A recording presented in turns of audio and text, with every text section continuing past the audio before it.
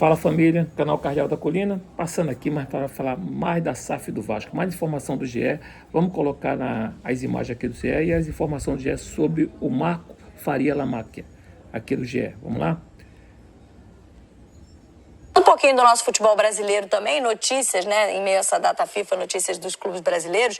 Tivemos notícia no Vasco hoje em relação à venda da SAF, né? Desde a saída da 777, o clube associativo assumiu a empresa do futebol e até então não tínhamos novidades nesse sentido, mas agora parece estar sendo encaminhada. Bruno Murito vai participar com a gente, está ao vivo aqui no Tá Na Área, para explicar um pouquinho melhor essa situação, até porque a gente gosta também da fofoca, né, Murito? É o enteado da Leila Pereira que estaria envolvido nessa negociação. A gente quer saber a história inteira, meu amigo, mas tem possibilidade de venda aí da SAF do Vasco nas próximas semanas, nos próximos meses, dentro desse ano, promete o presidente Pedrinho, né? Tudo bem? Boa noite para você.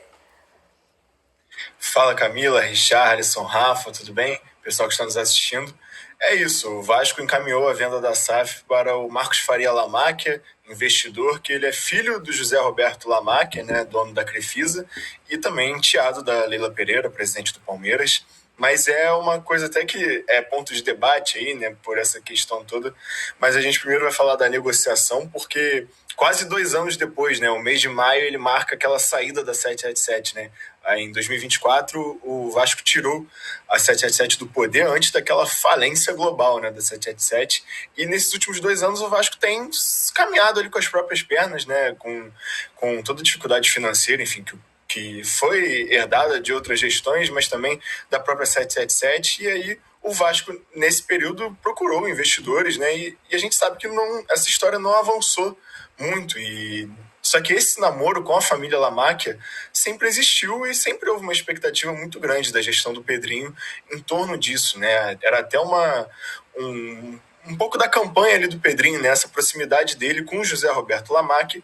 E aí, desde dezembro para cá, as conversas com o Marcos Faria, que é filho do José Roberto, se intensificaram muito, assim, né? Tanto que depois de uma reunião nesta terça-feira, assim, as negociações realmente foram encaminhadas para esse acerto aí que pode proporcionar ao Vasco mais de 2 bilhões em investimentos, né, ao longo dessa parceria, e que o Vasco e o lado do Lamáquia também sabem que o Marcos Faria tem interesse em investir ainda mais do que esses 2 bilhões, né? Porque eu e Rafael Zarco explicamos ontem no GE, né? Ontem não, né? Na madrugada desta quarta-feira, é que o acordo que está sendo costurado, que ainda não foi assinado, né, e depois de assinado, ele ainda vai precisar passar por todos os conselhos deliberativos, de beneméritos também do clube, mas esse acordo, ele prevê já investimentos mínimos em várias partes do futebol do Vasco e também do clube, né? Então, vai ter um orçamento mínimo para transferências anual, vai ter um orçamento mínimo para a folha salarial do clube, vai ter um orçamento mínimo para investimento em CT, que é uma pauta muito importante da gestão do Pedrinho. Realmente era uma satisfação enorme o CT do Vasco, né? E o quanto a 777 não investiu no CT do Vasco. Então, o Vasco está construindo esse acordo para ter investimentos mínimos, tipo assim, ó, isso aqui é o mínimo que vocês precisam me garantir todos os anos, tá bom? E aí esse acordo já está encaminhado. Só que o Marcos Faria Lamáquia tem muito interesse realmente, né, nesse investimento do Vasco. E a gente sabe que essas coisas podem... Então, assim, se o Vasco já investiu o mínimo projetado, tá precisando de um atacante ali e tal para estar competindo numa boa posição ali na tabela, pode contratar mais um atacante, isso não tem problema nenhum, né? Vai ser realmente da vontade do investidor. Então o Vasco ele tenta se resguardar, né, financeiramente, para realmente não passar nenhum aperto. Também se resguardar juridicamente, né? Porque realmente a herança da 777 deixou um trauma aí, né? Por tudo que acabou acontecendo com a 777 depois da retirada dela do Vasco, né? Ela faliu realmente em volta do planeta todo. Só que a gente sabe também da questão agora do fair play financeiro, né? Enfim, a gente até publicou também a matéria do Rafael Zarco sobre essa questão, né, que a agência existe uma agência, né, que regula esse tipo de parceria e que vai ver se realmente não tem nenhum tipo de conflito de interesse, mas tanto o Lamáquia quanto o Vasco não vê nenhum problema. Realmente acho que não vai ter nenhum conflito de interesse por ele ser enteado da Leila Pereira.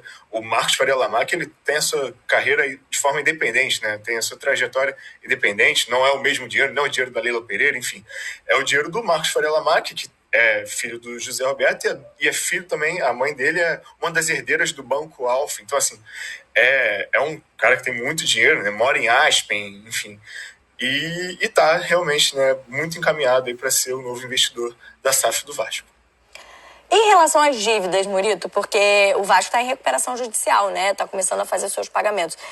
A SAF assume essas dívidas, como é que fica também essa negociação? Porque a gente sabe, claro, que o torcedor está pensando em investimento, mas também nesse passivo grande que o clube tem, né?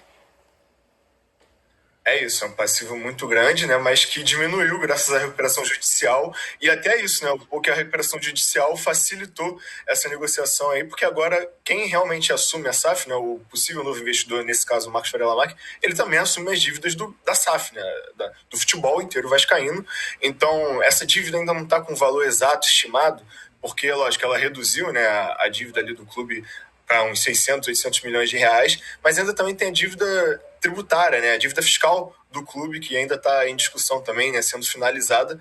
Só que o novo investidor, e é bom a gente ressaltar para a torcida, né, a dívida do clube está inserida nesse valor aí dos 2 bilhões, então o Vasco, se realmente fechar esse total da dívida em 1 bilhão de dívida, o Vasco vai ter mais 1 bilhão de investimentos, né, fora da dívida. Essa dívida realmente passa para o Marcos Faria Lamarck e aí a SAF do Vasco toca, né? E ele vai pagar de acordo com o cronograma da recuperação judicial, que foi um passo muito importante para o clube, né? Realmente a dívida caiu bastante e existe um cronograma de pagamentos que a gente detalhou tudo lá no GE. Por exemplo, essa semana mesmo, o Vasco já vai pagar 10 milhões de reais aos credores, no próximo mês tem mais 20 milhões aí a serem pagos, enfim, isso ainda sem o dinheiro dos investidores, né? Que ainda não tem nada assinado, mas só para arrematar, assim, essa questão da dívida, que é uma dúvida realmente muito relevante, né, por parte da torcida. As dívidas da SAF do Vasco vão para o novo investidor e aí ele segue o cronograma de pagamentos, o que pode até acelerar esse cronograma, né? Já visto que o investidor tem muito mais dinheiro do que o Vasco hoje tem, né? Que não vem só de receitas, né, do clube. Enfim, o Vasco precisa vender um jogador, por exemplo. Essa venda do Ryan, a maior parte do dinheiro dela vai ser para pagar dívidas, né? Então, o Vasco vai poder gerar novas receitas quando tiver um novo investidor e focar essas receitas no futebol, né? Não só para pagar as suas próprias dívidas, já que agora vai ter alguém para pagar elas, né? Até porque os credores vão estar de olho, né? Uma vez que entre uma... Portanto, galera, é isso aí. Então, tudo já certo no Vasco, a venda do Vasco é toda certa. Marco Faria Malaquias comprou o Vasco, né? Porque está tudo certo já, entendeu? E já está indo na agência reguladora, que está na CBF, a nova agência agora, sobre o Fair Play. E o Vasco está finalizando a venda do Vasco SAF, né? E nós vamos ter um novo dono, um grande empresário, e vai fazer o Vasco crescer, certeza absoluta. E ele deve manter uma estrutura para dar início ao time, né? Desse mesmo... Não vai tirar todo mundo, ele deve querer que o Pedrinho continue ali por trás ali para poder alinhar o time, até o time se organizar, né, esportivamente, porque não é só financeiramente, não é só injetar dinheiro, que nenhum time cresce só injetando dinheiro, não adianta, tem que ter uma equipe profissional, uma equipe vencedora. E o Pedrinho, pelo que estou vendo aí, com pouco dinheiro, ele fez o Vasco disputar com os grandes times do Brasil, cabeça a cabeça. Então o Pedrinho está de parabéns aí. Então nada mais justo que o Pedrinho continuar essa parte administrativa do Vasco até ele arrumar alguém que realmente seja o CEO do Vasco e possa dar continuidade ao trabalho do Pedrinho. Valeu, galera, canal Cardeal da Colina, mais notícia aí da venda da SAF do Vasco. Tá finalizada, né? Acabou. Valeu? Se inscreve no canal, comenta geral aí no YouTube, aperta aquele sininho e no TikTok vai lá, aperta aquele coração. Valeu, galera. Fui, galera.